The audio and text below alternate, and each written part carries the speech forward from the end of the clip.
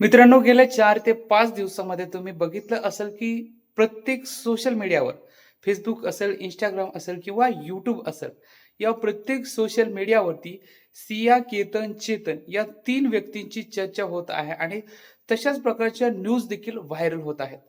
मित्रांनो, ही एक पहिली घटना आहे का, की एका महिलेने एका पुरुषाला मारलं किंवा एका पुरुषानं एका महिलेला मारलं.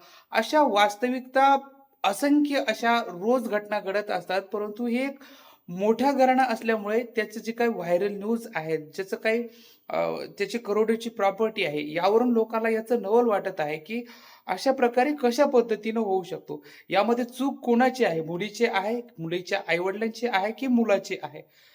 मला तर वाटतं या तीनही व्यक्तींची चूक आहे. कशा पद्धतीनं आहे तुम्ही पूर्ण न्यूजमधून सुद्धा पाहू शकता. परंतु आपल्याला त्या गोष्टीशी काहीही देणं नाहीये. चूक कोणाची आहे किंवा कोणाची चूक नाही आहे.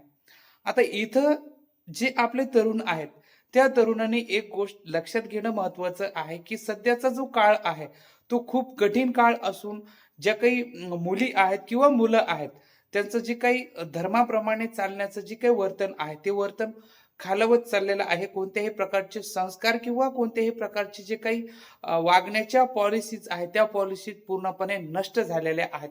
जसं तुम्हाला वाटतंय तशा पद्धतीची या ठिकाणी रहन-सहन चालू आहे. आता तुम्ही बघू शकता, की लिव्ह इन रिलेशनशिप जे काही अमेरिकेमध्ये जे काही प्रोग्राम होता, त्याच गोष्टी जवळपास आपल्या महाराष्ट्रामध्ये म्हणजे आपल्या दारी येऊन पोहोचलेल्या आहेत. आता लिव्ह इन रिलेशनशिप म्हणजे काय? तर लग्नाच्या नंतरच्या ज्या काही गोष्टी करायच्या त्या जे काही जोडपं आहे, जे गर्लफ्रेंड असेल किंवा बॉयफ्रेंड असेल, ते या ठिकाणी आजच करत आहेत. आता बघू शकता, की कुठल्या क्रूर मानसिकता या ठिकाणी आजच्या तरुणाईची चालू आहे. आणि एकीकडे बघू शकता, की तुम्ही राज्य सरकार असेल किंवा भारत सरकार असेल, वेगवेगळ्या प्रकारचे जे काही शिक्षण आहेत, शिक्षणचे कोर्स आहेत, ते कोर्स फक्त काढून ठेवलेले आहेत. ते कोणासाठी? तर संस्था चालकांसाठी, राजकारणी लोकांसाठी. त्यांना फक्त या सगळ्या कोर्सेसमधून पैसे हवेत. तुम्हाला नोकरी भेटेल, न भेटेल या गोष्टीची बाजू जी आहे ती अलग आहे. आता इथं बघू शकता, की मुलं 30-30 वर्षापर्यंत शिकतायत, वेगवेगळ्या प्रकारच्या डिग्र्या घेतल्यात, वेगवेगळ्या प्रकारचे कोर्स घेतलेत. त्यामध्ये पुन्हा स्पर्धा परीक्षा येते आणि स्पर्धा परीक्षेमध्ये पेपरफुटी होते. त्यामुळे मुलांचं दिवसेंदिवस या ठिकाणी वय वाढत चाललं आहे. त्यांचं वयाचं जे काही रेशो आहे, लग्नाचा रेशोचा प्रमाण आहे ते 30 मध्ये त्यांचं लग्न होत आहे. आणि एकीकडे मुली बघू शकता, की तुम्ही पहिल्याच या ठिकाणी तुम्हाला आठवत असेल, की चाणक्य चंद्रगुप्तला एका ठिकाणी सांगतात, की भले तू सगळं जग समजून घेतलं असेल, परंतु एका स्त्रीला किंवा तिच्या मनाला किंवा तिच्या कॅरेक्टरला तू कधीही समजू शकणार नाहीयेस.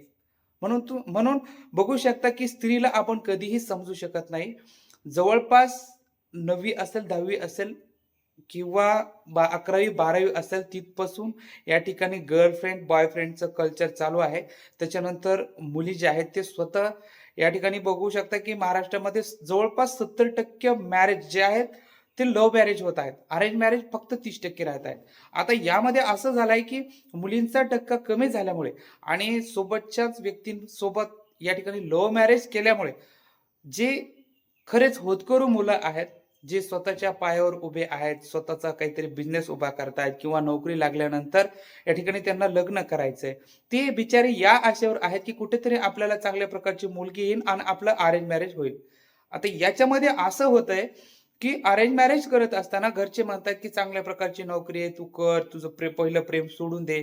या सगळ्या गोष्टी तिला समजावून सांगतात. परंतु ती या नोकरीकडं अट्रॅक्शन होऊन या ठिकाणी त्याच्यासोबत लग्न तर करते, परंतु तिला नंतर आठवतं, की खरंच माझं ते पहिलं प्रेम होतं ते, त्याच्यासोबत माझा रिस्पेक्ट होता, सगळ्या गोष्टी होत्या. याच्यासोबत उगाच केलं. मग तिथं त्या व्यक्तीचा नोकरदार असेल किंवा कोणीही असेल, एखादा बिझनेसमॅन असेल, त्याचा काटा निघतो. म्हणजे त्याचा मृत्यूचं कारण ती गोष्ट ठरते. त्यामुळे सर्व समाजाने या ठिकाणी लक्षात घेण्यासारखी गोष्ट आहे, की मुलीचं जर आणि मुलांनी सुद्धा लक्षात घ्यायचं आहे, की कोणतीही मुलगी करत असताना तिला सरळ विचारायची, की तुझं कोणतं प्रेम असेल, तर मला सरळ इथं सांग. कारण भविष्यामध्ये तुमचा काटा निघणार नाहीये. तुमचं या ठिकाणी मृत्यूला सामोरं जावं लागलं. आता तुम्ही बघू शकता, की काल परवाला एक तलाठ्यानं फाशी घेऊन आत्महत्या केली. त्याचं काही वेगवेगळे कारण असेल. आता एकच नाही, असे असंख्य उदाहरणं रोज आपल्या आयुष्यामध्ये घडत आहेत. आयुष्य जगत असताना सुंदर असं आयुष्य आहे आणि ते जगत असताना फक्त लग्न करणं किंवा एकमेकांसोबत राहणं, या सगळ्या गोष्टी मॅटर नाहीत करत. तुमचं प्रेम नाही झालं भले हरकत नाही, परंतु एक सुशील म्हणजे मुलगी तुमच्या आयुष्यामध्ये येणं, ही खूप मोठी उपलब्धी आजच्या काळामध्ये झाली आहे. त्यामुळे सौंदर्यावर न जाता तिच्या गुणांवर जाणं, हे पहिले लोक आपल्याला सांगायचे, की तिचं गुण बघा, तिचं सौंदर्य अजिबात बघू नका. या सगळ्या गोष्टींचा आढावा घेत तरुणांनी किंवा तरुणींनी दोघांनी बी लक्षात घ्यायचं आहे, की आपला लाईफ पार्टनर निवडत असताना आपण कोणत्या गोष्टी, कोणते निकष दोघांनी एकमेकाला विचारायचं आहे. लिव्ह इन रिलेशनशिपमध्ये असले फालतू गोष्टी करायच्या नाहीत. फक्त विचारायचे, की बाबा पहिलं कोणी आहे का? या सगळ्या गोष्टी विचारून मग लग्नाला या ठिकाणी प्रिपेअर व्हायचं आहे. अशा अनेक घटना इथून मागच नाही तर पुढे सुद्धा असंख्य घटना अशा घडणार आहेत. चाणक्य सांगतात, की आपलं आयुष्य एवढं मोठं नाहीये, की आपल्या स्वतःच्या आयुष्यातून आपण शिकावं. इतरांच्या अनुभवातून, इतरांनी लिहिलेल्या आयुष्यभराच्या ज्ञानाच्या पुस्तकातून शिकावं. आता आपल्याला पुस्तकं तर वाचणं कोणी शिकवलेलं नाही. पुस्तकं वाचणं म्हणजे पुस्तकांचा सेल जो आहे, तो 80% घसरला आहे.